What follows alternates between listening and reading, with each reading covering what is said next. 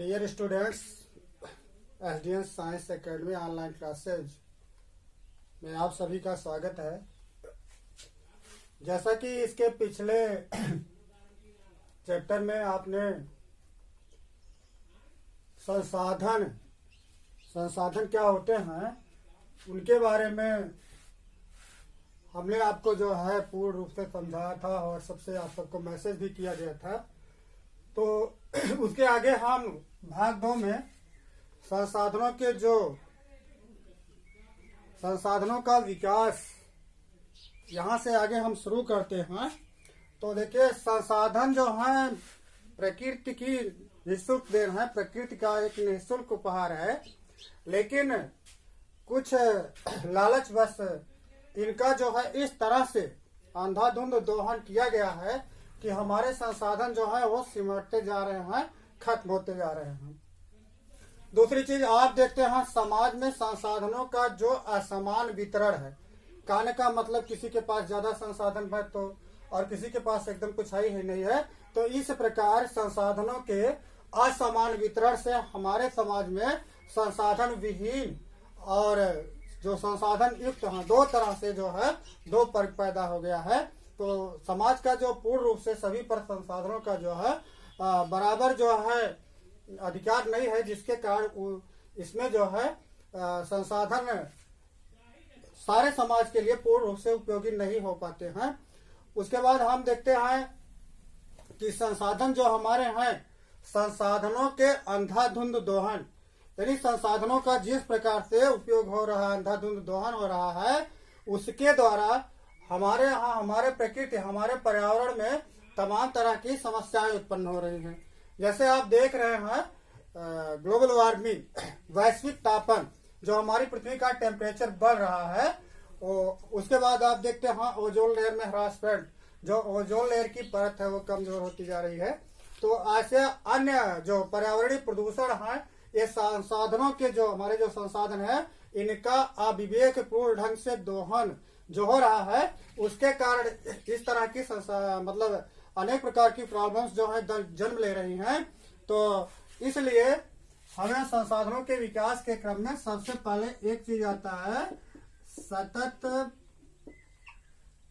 पोषणीय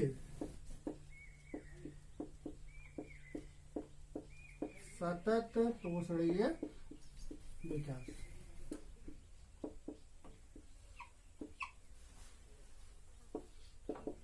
तो सतत पोषणीय विकास ये क्या होता है?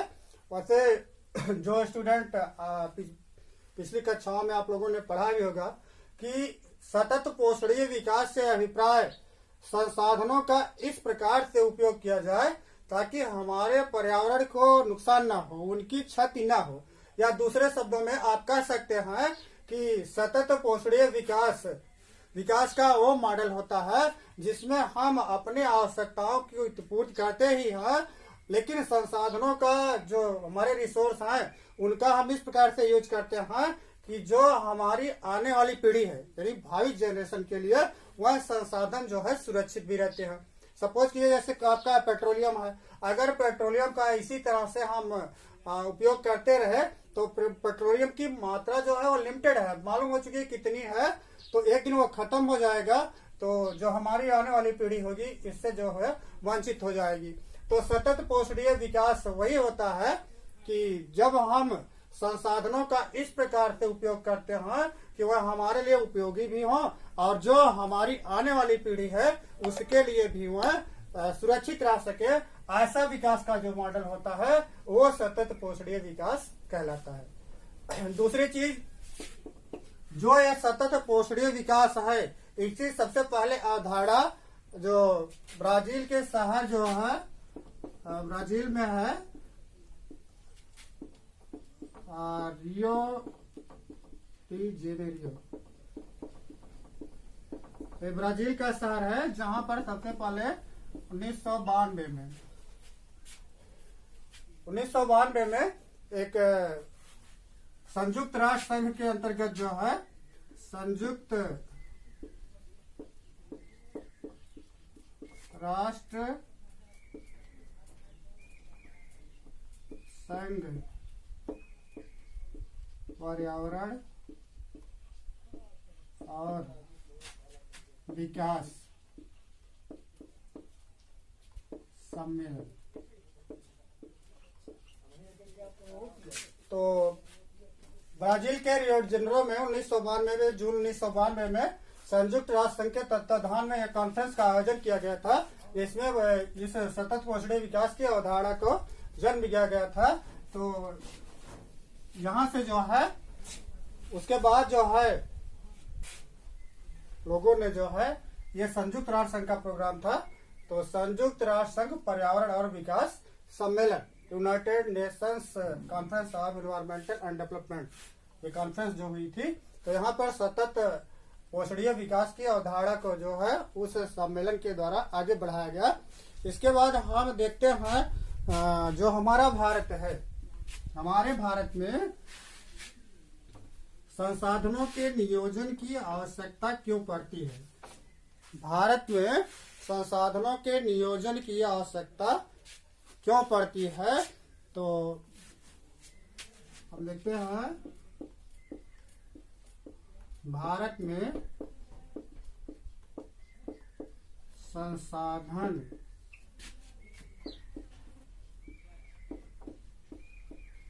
नियोजन की आवश्यकता।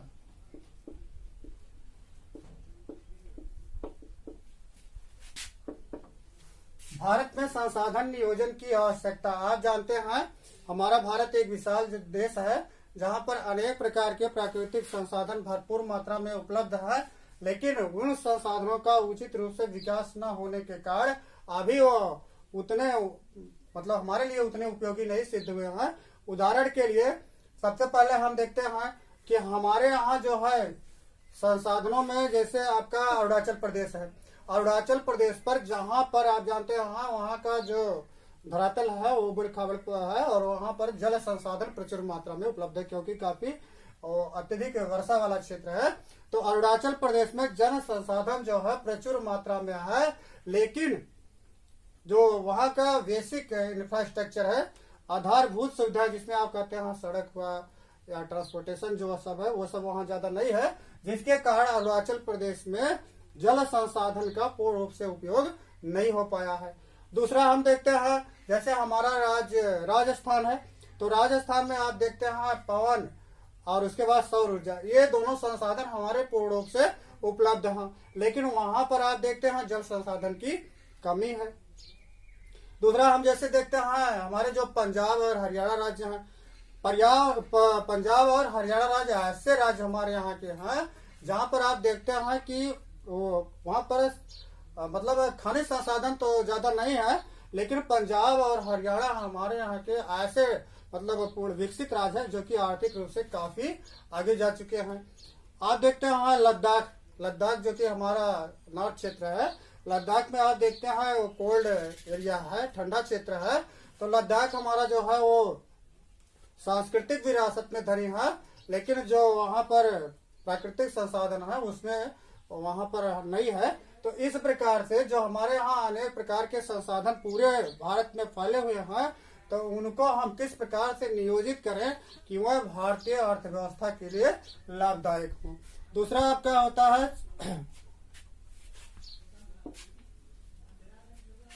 संसाधन नियोजन, जैसे इसमें लिखा गया है संसाधन नियोजन। संसाधन नियोजन प्रक्रिया। संसाधन नियोजन प्रक्रिया क्या होती है? संसाधन नियोजन प्रक्रिया वो प्रक्रिया होती है जिसमें हम सबसे पहले किसी क्षेत्र में कौन सा प्राकृतिक संसाधन, जैसे मान लीजिए किसी क्षेत्र में खनिज मिल रहा है या लोहा कोयला जो भी हो, तो सबसे पहले संसाधन नियोजन प्रक्रिया में उस क्षेत्र में खनिजों का सर्वेक्षण किया जाता है कि पृथ्वी के नीचे वो खनिज जो है किस मात्रा में उपलब्ध है। दूसरे स्टेप पर उसकी जो है प्रक्रिया ये निकाली जाती है कि जो खनिज हमारा वहाँ उपलब्ध है उसकी गुणवत्ता कैसी है। कहने का मतलब जैसे वहाँ पर अगर मान लीजिए किसी क्षेत्र में लोहे की रीडिंग होती है कि यहाँ पर लोहा है, तो लोहा जो वहाँ मिल रहा है लॉस, उसमें लोहे की मात्रा शुद्ध रूप से कितनी है, नहीं उसकी गुणवत्ता। सबसे पहले यही किया जाता है, उसका सर्वेक्षण किया जाता है किसी क्षेत्र का, और उस क्षेत्र में वो खनिज संसाधन जो है उसकी मात्रा या गुणवत्ता कैसी है, सभी चीजों का वहां पर पहले प्रथम स्टेप में संसाधन नियोजन प्रक्रिया में अपनाया जाता है। दूसरे स्टेप में ऐसी तकनीकी आधुनिक जो नई नई तकनीकें आई हैं उनके माध्यम से उनके जो है उचित दोहन का प्रयास किया जाता है। तीसरा आप देखते हैं संसाधनों के उपयोग में लाने की प्रक्रिया के लिए, जैसे आपके यहाँ हमारे यहाँ पंचवर्षीय योजनाएं 5 years प्लान जो है पंचवर्षीय योजनाएं जो लागू की गई, तो ऐसे प्लान बना करके हम जो है संसाधन नियोजन प्रक्रिया को आगे बढ़ा सकते हैं। तो वो जब हम एक नियोजित प्रक्रिया से आगे चलेंगे तो वो संसाधन हमारे लिए जो है आर्थिक विकास में हमारे काफी जो है हेल्पफुल होगा, मददगार होगा। उसके बाद आप देखते हैं संसाधन और उपनिवेश।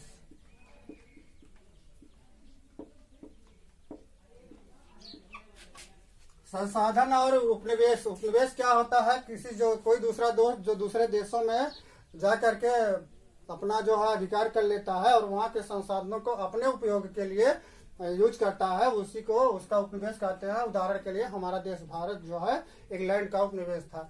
तो संसाधन और उपनिवेश जो किसी देश में, अगर किसी देश में संसाधनों की प्रचुरता है तो दूसरे देश जो है आक्रमणकारी देश जो आक्रांता देश है जिनके साम्राज्यवादी लिप्सा होती है, तो वह देश जो है दूसरे देशों पर आधिपत्य जमाने का प्रयास करते हैं ताकि उस देश में उपलब्ध जो है संसाधन उनके लिए आर्थिक रूप से लाभकारी हो। उदाहरण के लिए आपने देखा भारत हुआ, दक्षिण अफ्रीका के बहुत सारे प्रांत जहाँ पर लोहे और कोयले की खानें थी या दूसरे अन्य संसाधन भी जो हमारे यहाँ है, उन सबका जो है जो उपनिवेशिक देश है वो उपनिवेशों में जो है ऐसे संसाधनों के जो है शोषण का जो है प्रयास करते हैं। तो संसाधन युक्त संपन्न देश जो है विदेशी जो आक्रांता होते हैं उनके आकर्षण का एक केंद्र रहता है। उसके बाद आप देखते हैं संसाधनों का संरक्षण।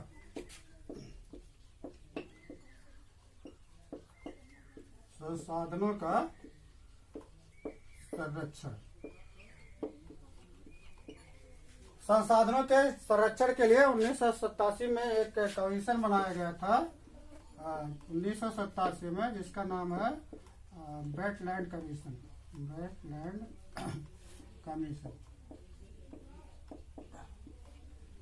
तो इस कमीशन के द्वारा जो है संसाधनों का संरक्षण किस प्रकार से किया जाए उसमें बहुत सारी बातें जो है दी गई हैं। इसके अलावा भी आपने देखा होगा कि वहाँ जो ब्राजील के रियो डी जेनेरो में वहाँ सम्मेलन हुआ था, उसमें एक एजेंडा तय किया था जिसका नाम था एजेंडा 21। उस एजेंडा 21 में संसाधनों का विकास और पूरे विश्व में जो उनके उद्देश्य बनाए गए थे कि पूरे विश्व में जो है अशिक्षा, भूखमरी, ऐसी जो प्रॉब्लम्स तमाम है इन सबको दूर किया जाए। तो उसके बाद हम आगे देखते हैं संसाधनों में जो हमारे देश के परिप्रेक्ष्य में सबसे पहले हम अपने देश में देखते हैं, क्योंकि हमारे यहाँ अनेक प्रकार के संसाधन हैं, जैसे भूमि संसाधन, जल संसाधन, खनिज संसाधन, बहुत सारे संसाधन आपको मिलेंगे।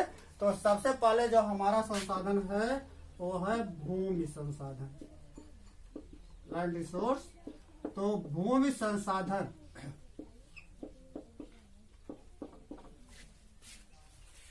भूमि संसाधन प्रकृति का एक ऐसा संसाधन है जिस पर आप देखते हैं जितने भी प्राकृतिक वनस्पतियां होती हैं या वन्य जीव जंतु होते हैं, मानव की सारी जो गतिविधियां होती हैं, जो ट्रांसपोर्टेशन यातायात होता है, यानी या कोई भी मानव की जो भी क्रिया होती है वो सारी हमारे भूमि पर ही निर्भर होती है। तो भूमि संसाधन जो है ये किसी भी देश के लिए सबसे महत्वपूर्ण संसाधन होता है। भारत में जो हमारी भारत की संपूर्ण भूमि है, भारत में ये 30% जो है ये पर्वतीय क्षेत्र है, कुल भूमि का पर्वतीय क्षेत्र। 27% जो है पठारी है और 43% जो है ये मैदानी है। ये भारत की कुल भूमि का एक आंकड़ा है कि 30% हमारे यहाँ पर्वतीय क्षेत्र है, 27% पठारी है और 43% जो है मैदानी है। तो भूमि प्रकृति का ऐसा दिया हुआ निःशुल्क उपहार है। तो भारत पे जो भूमि संसाधन है, इसमें भारत में आप देखते हैं कि भारत की भूमि में अनेक प्रकार की विविधता पाई जाती है।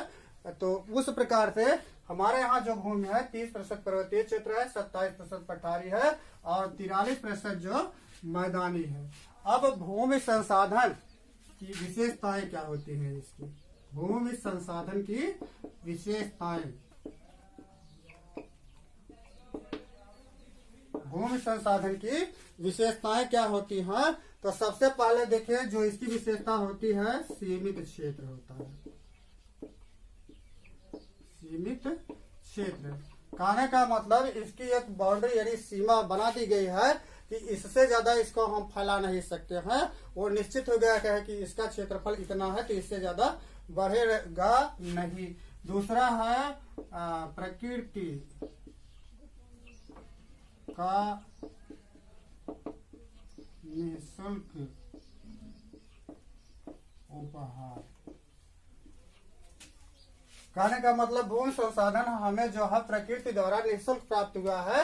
इसको हम कोई ऐसी चीज नहीं है कि इसको देते हैं, ये प्रकृति द्वारा हमें गिफ्ट दिया गया है। ये हमारे भूमि संसाधन की विशेषताएं हैं।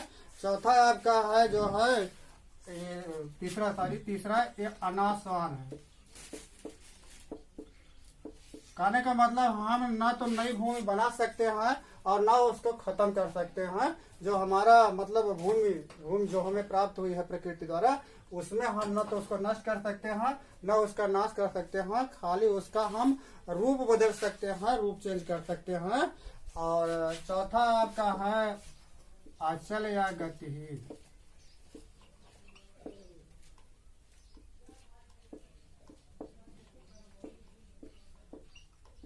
भूमि संसाधन एक ऐसा संसाधन है जो कि एक जगह फिक्स रहता है, मतलब हम उसको एक जगह से दूसरी जगह ट्रांसफर नहीं कर सकते हैं, उसको एक जगह से दूसरी जगह जो है नहीं ले जा सकते हैं। पांचवा है स्वरूप और गुणों में विविधता।